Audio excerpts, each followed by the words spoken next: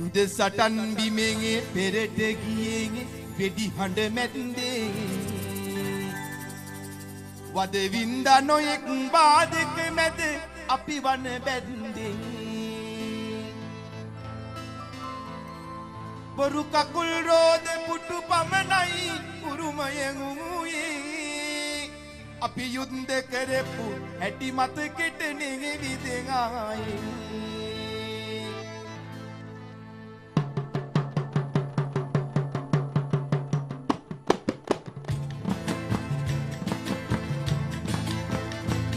යාපනයේ කියන නගරෙ දුටු විසිතියම විතරයි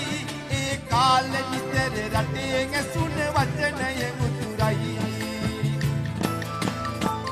රට රැක ගන්නයි උදේ හවස කෙරුවේ යුද්ධේ මගේ අතට අහිමි ඒ හින්දයි මංගල මුත්තේ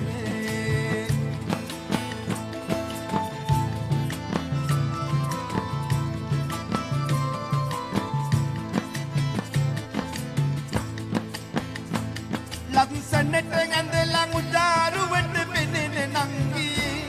ඉස්සර මතකෙට බොම්බ හඬ ඇසුණ හන්දියේ අපි එදා කරපු කැපකිරීම අරන් සිහියට මට සමා වෙන්න බොරු කකුලෙන් පය පෑගුණට අපි එදා කරපු කැපකිරීම අරන් සිහියට